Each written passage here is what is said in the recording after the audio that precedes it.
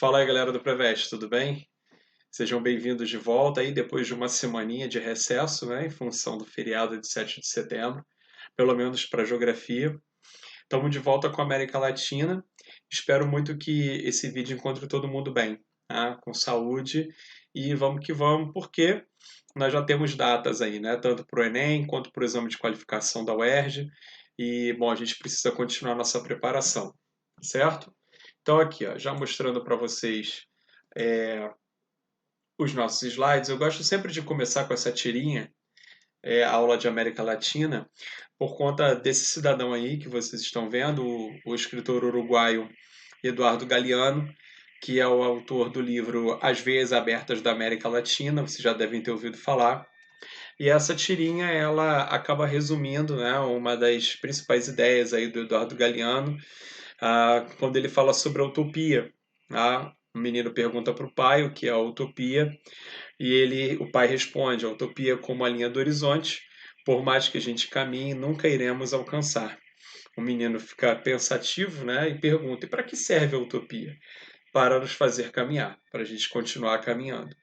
É um pensamento muito bacana, né?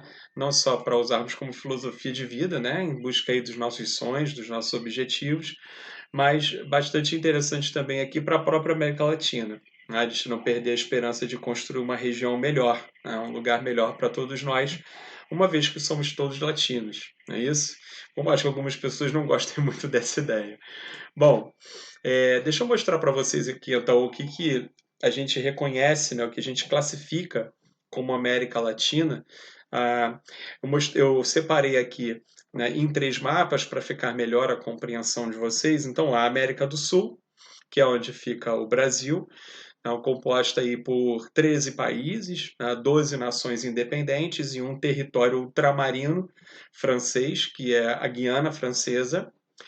O México, que a gente sabe que do ponto de vista posicional, né, se a gente olhar apenas para a questão geográfica, o México faz parte da América do Norte, junto com os Estados Unidos e Canadá, mas na classificação histórica e colonial a gente, né, coloca o México junto com o Caribe e a América do Sul. E aí sim, aqui, ó, América Central Continental, as Ilhas Caribenhas, tá? Os principais países aqui da América Central Continental: Guatemala, El Salvador, Honduras, Costa Rica, Panamá. Tá? E aqui o Caribe, né, as ilhas caribenhas principais: Cuba, Porto Rico, Haiti, tá certo? Então, só para lembrar vocês aí, os principais países do Caribe e da América Latina. Então, do México para baixo, a gente classifica essa região do mundo como América Latina. Beleza? Bom, e por que isso, né? Por que a gente faz essa classificação? Quais fatores são levados em consideração para a gente poder fazer essa classificação, do México até aqui a Terra do Fogo, até a Patagônia, na fronteira do Chile com a Argentina, a gente chamar de América Latina, e dos Estados Unidos para cima, né? Estados Unidos e Canadá, a gente chamar de América Anglo-Saxônica. Por que se faz essa distinção? Bom, vamos entender aqui. O primeiro fator é, sem dúvida nenhuma, o passado colonial, de exploração. É uma característica comum do México para baixo, todos os territórios colonizados a partir do finalzinho do século XV, início do século XVI, vão ser colônias de exploração. E o que isso significa de maneira efetiva? Ora, significa que esses países, tiveram uma sociedade escravocrata, até aí pelo menos o século XIX, e uma economia agrária exportadora. Isso aqui vai produzir um dos principais problemas da América Latina, uma das principais características, e ao mesmo tempo um dos principais problemas da América Latina hoje, que é efetivamente a desigualdade socioeconômica. Uma sociedade baseada em grandes propriedades, na monocultura voltada para a exportação, usando mão de obra escrava. É uma sociedade extremamente concentradora de renda. Então, vários países da América Latina, inclusive o Brasil, despontam aí como os mais desiguais do mundo, exatamente porque tem esse passado colonial que se construiu essa estrutura de sociedade extremamente concentradora de terras e aí, obviamente, concentradora de renda, a concentradora de poder econômico e poder político. E, além disso, ao longo do século XX, né, se fez muito pouco, ou não se fez nada para mudar esse passado colonial escravista, né, e voltado para uma economia exportadora. É importante que se diga isso também, né, porque é bem comum as pessoas ficarem colocando aí a culpa no passado colonial de exploração, né, que construiu essa sociedade escravocrata, o que é uma verdade.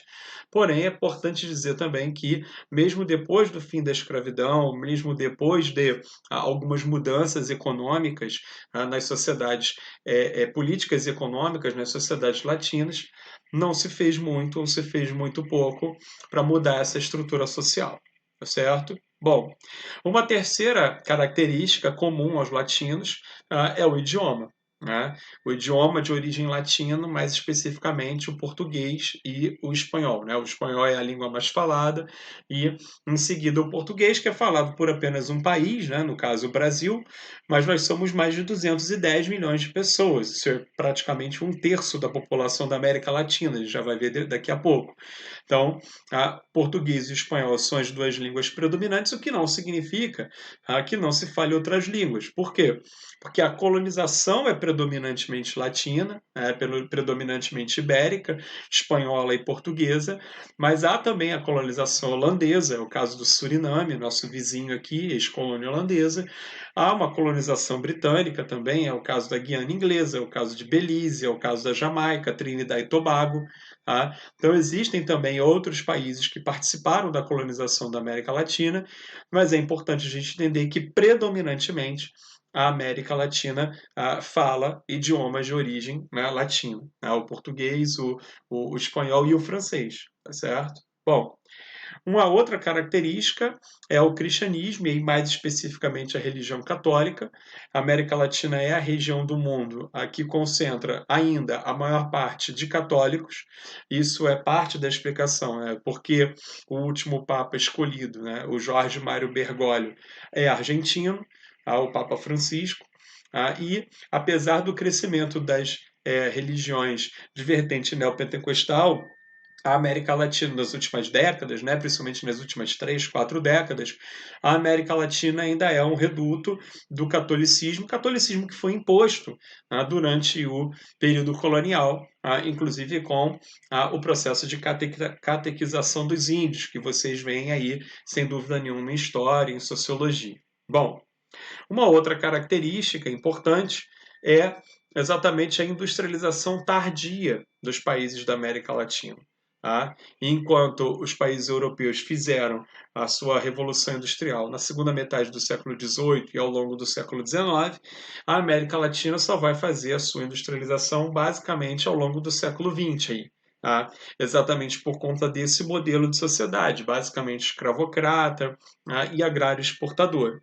E essa industrialização ela vai se concentrar em três regiões especificamente. Tá? Ela vai ser uma industrialização concentrada no sudeste brasileiro, mais especificamente aqui o eixo Rio-São Paulo, a região do Rio da Prata, na Argentina, né, mais especificamente Buenos Aires e a Grande Buenos Aires, e o Altiplano Mexicano, onde fica a Cidade do México. Certo? Então, há uma industrialização que, além de tardia, é uma industrialização que vai ficar restrita basicamente a essas três regiões do mundo. Desculpa, essas três regiões da América Latina. O Sudeste brasileiro, eixo Rio-São Paulo, a bacia do Rio da Prata, na Argentina, mais especificamente Buenos Aires e Grande Buenos Aires, e o Altiplano Mexicano, a Cidade do México. Por último, aqui, queria falar da urbanização concentrada em grandes metrópoles, que é uma característica que a gente já viu no tópico de urbanização brasileira, mas que se estende por toda a América Latina. Tá? Isso, e inclusive com características de hipertrofia do setor terciário, tá? Macrocefalia urbana e trabalho muito informal. Porque em muitos lugares da América Latina, como Guatemala, por exemplo, você não vai ter um processo de industrialização significativo. A grande maioria das pessoas vão ficar concentradas em apenas uma cidade, que é a cidade da Guatemala, a principal cidade do país, vai abrigar aí mais de 70% da população, e a população vai ficar restrita basicamente ao setor terciário, né? Justamente porque você não tem um processo de industrialização significativo, tá certo? Então, isso é uma característica da urbanização na América Latina. Não é uma urbanização que foi construída a partir de um processo de industrialização, como aconteceu na Europa. É uma urbanização que vai acontecer em função de uma grande concentração de terras no campo, um forte êxodo rural. Aí as pessoas vão para as cidades e vão para cidades bem específicas, chegando lá. A única opção de emprego que elas encontram, ou praticamente as únicas opções de emprego que elas vão encontrar, é emprego no setor terciário, comércio e serviços, na maior parte das vezes um emprego informal e muitas vezes até um emprego ilegal. Né? A gente vai abordar melhor essa questão da urbanização na América Latina a partir do próximo vídeo.